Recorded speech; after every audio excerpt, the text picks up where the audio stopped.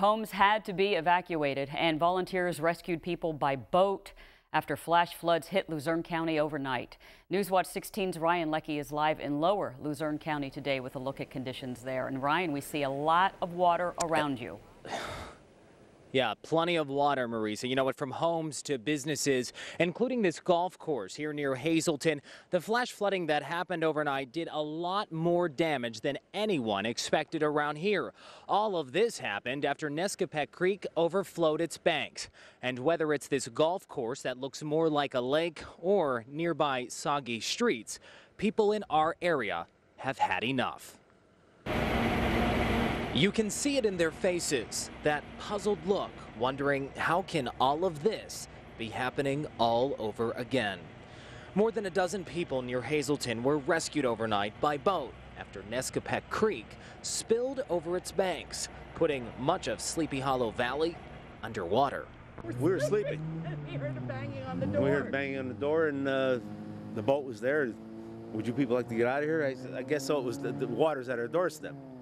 I mean, we're up in the pillars. We're up 6 feet above the ground, and still it's on the verge of coming in our house. It's overwhelming at this point. And, you know, you kind of want to surrender, but like, who's going to buy your house? Those homeowners who were rescued say they decided to stick it out and not leave their homes overnight because they did okay in the last two recent storms, Hurricane Irene and Tropical Storm Lee. We're just tired of having to keep getting up and leaving and going back and leaving. We never thought it would get this bad. Never thought it would get this bad. Really.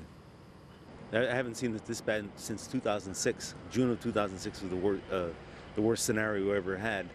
And we figured it was just another storm. It's not a hurricane or anything. And at nearby Edgewood in the Pines golf course, the flooding brought new meaning to the term water hazard. 2006, it was pretty close to this, but this is definitely a little worse than 2006. On any other September day, it's normally golf carts all over the place, but today, rescue rafts. Now, emergency crews are trying to head across this waterway to get inside homes and cottages where some folks are still stuck. I just don't know what to do anymore. I'm just so tired of this. It's very frustrating. I felt my heart went out to the people that up in Pittston and all those other areas that got flooded, and now we're doing the same thing, and it's just devastating. It really is, because now we know what the cleanup's going to be because we had it in 2006. We have to start all over again. You just do what you got to do, I guess. And that is an emotion and a feeling so many flood victims are echoing today. We want to point out the flood fears aren't over yet because there's still a flood warning in effect for small streams in southern Luzerne County. That's until early this evening. New details as well. We just learned earlier this morning, Route 309 near Hazleton between I-80 and Butler Drive has reopened, and we want to point out, and a shelter has been set up at the Butler Township Community Center. The American Red Cross has stepped in to help those folks out who you saw earlier in the piece, as well as those rescued across this waterway. This golf course, about 5 people are expected to be utilizing that shelter. But the interesting thing we heard from so many people here, Marisa, they're fed up because a lot of those folks who you just heard from have been forced out of their homes 3 times in the past 3 weeks. Oh, and they sound so desperate, Ryan. That's so sad. All right, thank you for that. Helicopter crashed last night in the Tobyhanna area. Newswatch 16's Ryan Leckey is following the story from Pocono Mountain Police with more.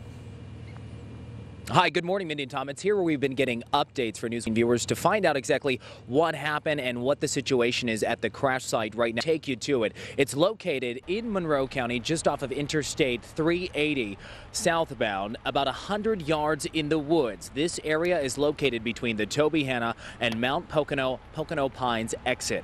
Investigators in this area confirmed 2 people have died and another was hurt when their helicopter crashed around 8 last night. Emergency crews haven't yet said if it was women or men who were killed because they're still trapped inside the aircraft. As for the third person, he was taken to a hospital and rescuers say he was talking with crews when he was taken away from the scene. Authorities tell Newswatch 16 they believe the private helicopter took off from upstate New York and believe the victims were heading back to New Jersey. Although the helicopter around 8 last night, it wasn't found until 2 this morning, and they had some difficulty getting to it. Here's how the downed chopper was located. I think the police were fortunate enough to have the federal government ping the phones that they had, cell phones, and they were able to ping the phones and come up with this location. Newswatch 16 also talked with some aviation experts in this area at Pocono Mountains Municipal Airport. They were flagged on this situation last night as well after a lot of crews were trying to help locate the downed helicopter. They tell us apparently the fog was quite heavy last night. Of course, that'll be up to the Federal Aviation Administration to determine exactly what caused the crash. But we do know from some folks who were called in to kind of help find this downed helicopter that that passenger who was taken to a hospital and the one who was talking when he was led away from the scene, he was texting some family members. Apparently, he was telling them they were just 2 miles away from Pocono Mountains Municipal Airport. They were planning to land because the fog was too heavy, but they never made it. Much more ahead here on Newswatch 16 this morning, guys. I'll see you in a bit. Ryan, thank you. It is finally back to school day at a district in Lackawanna County. Newswatch 16's Andy Palumbo is live in Troop this morning with the reason behind the delay. Andy? A community in Union County continues to mourn the death of a high school student. Grief counselors were available to students at Shikellamy High School in Sunbury over the weekend to help them cope with the loss. This was the crash scene on Friday along Route 304 near Mifflinburg, which sent Travis Tillett and 3 other students to the hospital. Tillett died Saturday night. Tillett and the other students were on their way to Suntech Vocational Center. A bus heading to the vocational center passed by the wreck. Some students on board witnessed the aftermath. Let's head back, catch up with Newswatch 16's Ryan Leckey. He's in the van. Where are you heading? Hey, you said it. Good morning, guys. Yes, we are live heading to the Viewmont Mall. We just arrived here. This place actually opened at midnight, but you got to check it out because JCPenney actually held off from opening their store until 6 o'clock this morning. So take a live look. You can see the line sort of wrapped around the building here. JCPenney is sort of doing this new thing this year, according to management. I believe it's called like Button Palooza, where they're going to be handing some of these customers that you're looking at, they're going to be handing them buttons, and actually on the back will be a code, and then they can get certain deals out of that. So they're not doing a whole lot of like other crazy sales. I mean, they're trying to stress that they're to keep these prices the same way all year round. You can see they're pretty excited that this is happening. Newswatch 16's Ryan Leckey is live in Lackawanna County with a look at the rush to bag bargains. Where are you now, Ryan?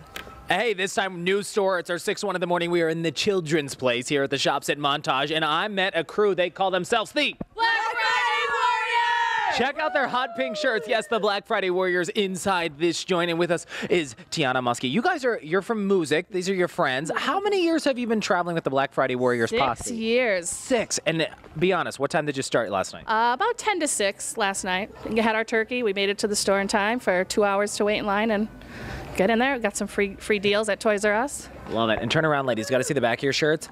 We have numbers on the back of them. You got to love it. And you're a newbie. And yeah, she's like, I have to earn my shirt. Earn my shirt. She just has to be crazy. That's what she says. I have to have crazy amounts of fun. And speaking of crazy amounts of fun, she was mentioning Toys R Us. You guys were hitting that place. Newswatch 16 was there as well last evening in the Wilkes-Barre area. So many people went to stock up on those holiday toys of 2012.